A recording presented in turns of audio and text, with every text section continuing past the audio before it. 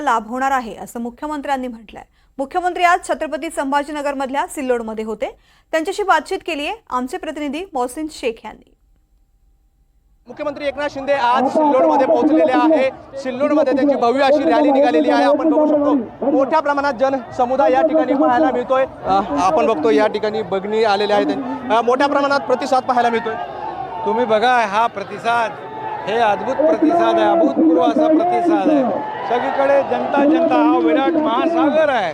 हा आतापर्यंत सगळ्या गर्दीचा रेकॉर्ड या गर्दीने मोडलेला आहे आणि म्हणून लोक, माझ्या लाडक्या बहिणी, माझे लाडके भाऊ, माझे ज्येष्ठ शेतकरी, ज्येष्ठ नागरिक, सगळे लोक या ठिकाणी सामील झालेले आहेत। मी त्यांचा मनापासून धन्यवाद देतो, मी त्यांचा मनापासून आभारी आहे।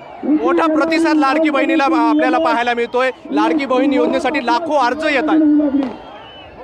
आतापर्यंत 1.5 कोटी अर्ज आलेले आहेत। त्यामुळे लाडकी बहीण योजना एवढी लोकप्रिय झालेली आहे। शहरात, ग्रामीण भागात, गावागावात, खेड्यापाड्यात सगळीकडे लाडकी बहीण योजना आणि अन्नपूर्णा योजना, 3 सिलेंडर, माझ्या युवकांची स्टायपंडची योजना, या सगळ्या योजना लोकप्रिय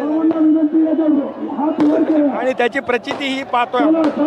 बरं, काल बोलताना उद्धव ठाकरे असे म्हणाले की आता आरपारची लढाई आहे, एकतर मी राहील नाही तर फडणवीस राहील। इतक्या टोकापर्यंत हे राजकारण पोहोचलं।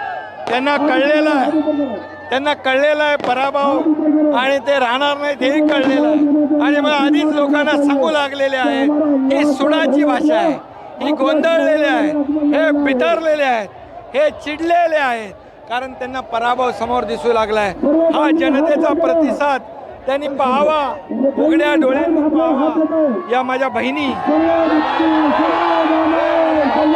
हे सगळे ज्येष्ठ या ठिकाणी उतरले, ही त्यांच्या विरोधाला जनतेने दिलेलं उत्तर आहे। बरं, लाडली बहीण योजनेला कोर्टात जे आहे तर याचिका दाखल करण्यात आली आहे।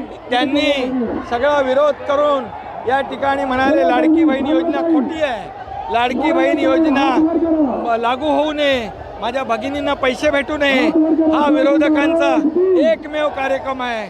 आणि म्हणून त्यासाठी ते कोर्टात देखील गेलेत आणि म्हणून कोर्टाने देखील त्यांच्यावर अन्याय करणार नाही। कोर्ट जे आहे त्यामध्ये आमच्या बहिणींना न्याय देईल आणि कोर्टामध्ये देखील त्यांना न्याय मिळेल।